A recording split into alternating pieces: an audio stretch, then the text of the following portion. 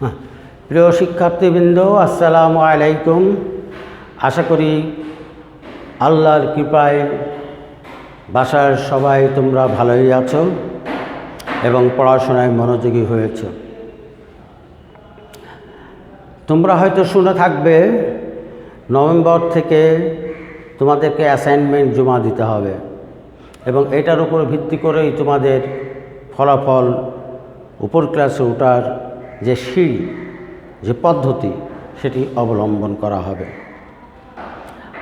আজকে তোমাদের সম্মুখে উপস্থাপিত করতে যাচ্ছি নবম ও দশম শ্রেণীর সপ্তম অধ্যায়ের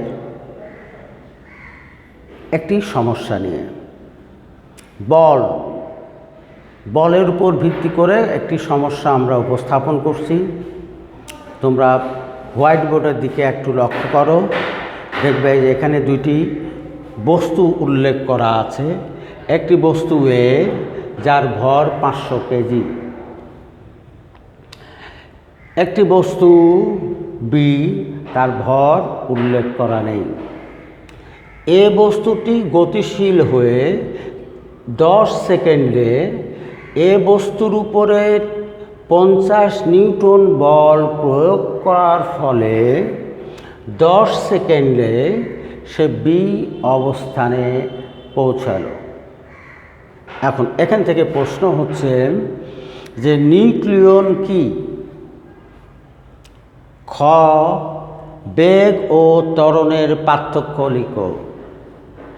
গ, ত্বরণ ও শেষ বেগ নির্ণয় করো। ঘ, গতিশীল যে বস্তু তাকে যদি আমরা থামাতে চাই তার জন্য ঘর্ষণ আবশ্যক, অর্থাৎ ঘর্ষণ ছাড়া গতিশীল বস্তুকে থামানো সম্ভব না। উক্তিটির যথার্থতা ব্যাখ্যা করো। আসো আমরা ক নাম্বার নিয়ে আলোচনা করি। আমরা পরমাণু সম্পর্কে জেনেছি। একটি পরমাণু ভাঙলে স্থায়ী ও অস্থায়ী কণিকা পাওয়া যায়। তা আমরা স্থায়ী কণিকার কথা বলি। স্থায়ী কণিকা হচ্ছে 3টি: ইলেকট্রন, প্রোটন, নিউট্রন। এর মধ্যে আবার পরমাণুর কেন্দ্র আছে। সেই কেন্দ্রের নাম হচ্ছে নিউক্লিয়াস। সেই নিউক্লিয়াসের মধ্যে অবস্থান করে প্রোটন ও নিউট্রন। এই নিউক্লিয়াসের প্রোটন ও নিউট্রনের সংখ্যার সমষ্টি হচ্ছে নিউক্লিয়ন। ব্যাপারটা ক্লিয়ার? এটি পরমাণু ভাঙলে পরমাণুর মধ্যে 2 রকম কণিকা পাওয়া যায়: স্থায়ী কণিকা, অস্থায়ী কণিকা। স্থায়ী কণিকার মধ্যে 3টি: ইলেকট্রন, প্রোটন, নিউট্রন। প্রোটন ও নিউট্রন মিলে পরমাণুর কেন্দ্র হয়, তার নাম নিউক্লিয়াস। নিউক্লিয়াসের অভ্যন্তরে প্রোটন ও নিউট্রনের সংখ্যার সমষ্টি হচ্ছে নিউক্লিয়ন। অর্থাৎ পরমাণু প্রোটন ও নিউট্রনের সংখ্যার সমষ্টি হলো নিউক্লিয়ন। ক্লিয়ার? আমার বিশ্বাস এটা তোমরা খুব ভালো করে বুঝেছ। আসো খ নাম্বার। খ নাম্বার আছে বেগ ও ত্বরণের পার্থক্য। বেগ ও ত্বরণের পার্থক্য যদি আমরা করতে চাই বা দেখাতে চাই, সেই ক্ষেত্রে আমাদেরকে কতগুলি জিনিস জানতে হবে, যে জানার তো শেষ নেই। আমরা যে জিনিসটি তোমাদেরকে বলবো সেটা হচ্ছে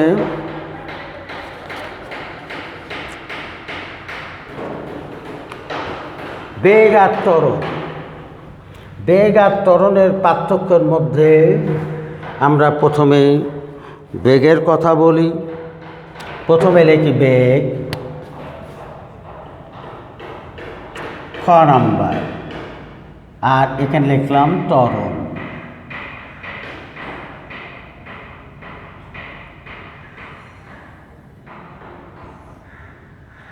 1 নাম্বার, একক সময়, একক সময়ে কোনো বস্তুর, একক সময়ে কোনো বস্তুর, একক সময়ে কোনো বস্তুর সরণের হারকে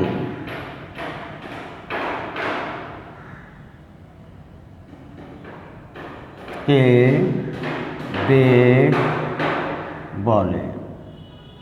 অর্থাৎ বলে না লিখে আমরা লিখি যে একক সময়ে কোনো বস্তুর সরণের হার, হারই বেগ, হারই বেগ।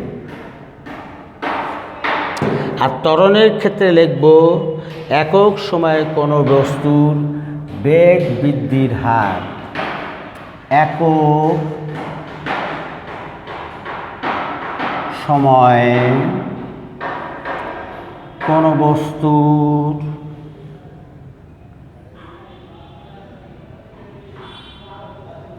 বেগ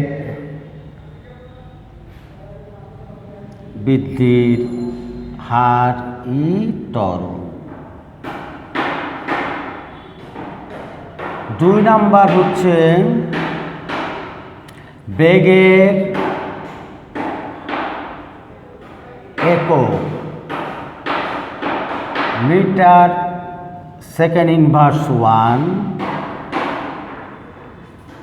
আর ত্বরণের একক মিটার সেকেন্ড ইনভার্স 2। যদি আমরা এটুকুই লিখি তাহলে আমরা খ নাম্বারে যে নাম্বার উল্লেখ করা আছে সেটি আমরা পেয়ে যাব। বুঝতে পেরেছ? আমরা কি বললাম? আমরা বললাম যে ত্বরণ আর সরণ, ত্বরণ, সরণ এবং বেগ, এই কয়টার মধ্যে আমাদের একটি সম্পর্ক স্থাপন করতে হবে। সেই স্থাপন করতে গিয়ে আমরা যে জিনিসটি দেখলাম যে বলা হচ্ছে বেগ এবং ত্বরণের মধ্যে পার্থক্য কী। তা আসো আমরা বেগ এবং ত্বরণের মধ্যে পার্থক্য কিভাবে নির্ণয় করতে পারি। আমরা লিখেছি যে একক সময়ে কোনো বস্তুর সরণের হার ই বেগ, একক সময়ে কোনো বস্তুর সরণের হারই বেগ, আর একক সময়ে কোনো বস্তুর বেগের হারই হচ্ছে ত্বরণ। একক সময়ে কোনো বস্তুর সরণের হারই বেগ, একক সময়ে কোনো বস্তুর বেগ বৃদ্ধির হারই ত্বরণ। বুঝতে পেরেছ? নাম্বার 2, প্রত্যেক জিনিসের একটি একক আছে, যেহেতু যে রাশি তার একক আছে। বেগের একক মিটার সেকেন্ড ইনভার্স 1 আর ত্বরণের একক মিটার সেকেন্ড ইনভার্স 2। খ নাম্বার প্রশ্নের উত্তর শেষ। আসো ক নাম্বার প্রশ্নের উত্তর আমরা নির্ণয় করি। ত্বরণ ও বেগ নির্ণয় করতে হবে। ত্বরণ ও বেগ নির্ণয় করতে হলে আমাদেরকে এখানে কতগুলো জিনিস দেখতে হবে। যে উদ্দীপক হতে আমরা পাচ্ছি গ নাম্বার উদ্দীপক হতে বল, F সমান 50 নিউটন, ভর M সমান 500 কেজি, ত্বরণ A সমান 1। আবার বেগও নির্ণয় করতে হবে। আমরা আগে প্রথমে ত্বরণটা বের করে নিই। তা আমরা জানি নিউটনের দ্বিতীয় সূত্র অনুসারে F equal to ma, F equal to ma, অর্থাৎ বল সমান ভর গুণন ত্বরণ, ভর গুণন ত্বরণ। এখানে আমরা বল আমাদের দেওয়া আছে কত 50 নিউটন, ভর দেওয়া আছে 500 কেজি। আমাকে ত্বরণ এ নির্ণয় করতে হবে, বা আমি যদি এ সমান বের করতে চাই F বাই কত m, এখানে একক। অতএব ত্বরণ সমান এ সমান F মানে 50, m মানে 500, এখানে আমরা একক লিখে দিলাম। এটাকে ভাগ করলে 0.1 মিটার সেকেন্ড ইনভার্স 2, ত্বরণ পেয়ে গেলাম 0.1 মিটার সেকেন্ড ইনভার্স 2। আশা করি এই অঙ্কটার অর্ধেকটুকু আমরা করতে পারলাম। শেষটুকু করার জন্য আরেকটি সূত্রের সহযোগিতা লাগবে।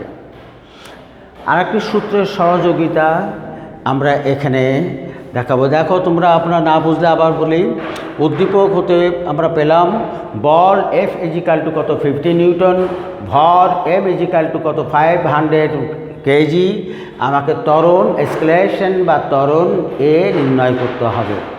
আমরা নিউটনের দ্বিতীয় সূত্র অনুসারে আমরা জানি যে F ইজিক্যাল টু কত ma, তাহলে যেহেতু ত্বরণ এ বাই করতে হবে, তাহলে এ সমান কত F বাই কত m, প্রত্যেকের মান বসে। F এর মান কত 50, m এর মান কত 500, এটা কাটাকাটি করলে হয় 0.1, আর ত্বরণের একক হচ্ছে মিটার সেকেন্ড ইনভার্স 2, তা আমরা লিখে দিলাম মিটার সেকেন্ড ইনভার্স 2। সুতরাং ত্বরণ ইজিক্যাল টু কত 0.0 অর্থাৎ 0.1 মিটার সেকেন্ড ইনভার্স 2। অতএব এর সমান এত।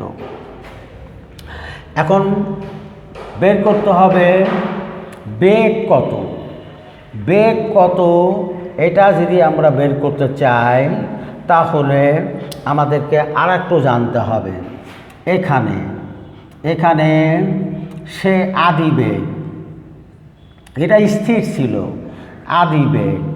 আদি বেগ ইউ ইজিক্যাল টু কত 0 সেকেন্ড ইনভার্স 1, আর এ ইজিক্যাল টু আমরা কিছুক্ষণ আগেই পেলাম এত সেকেন্ড ইনভার্স 2, আর টি সমান আমাদের আগেই দেওয়া আছে সময়, এটা ত্বরণ। টি সমান দেওয়া আছে 10 সেকেন্ড। তা আমরা জানি ভি সমান, এখানে ভি নির্ণয় করতে হবে। ভি সমান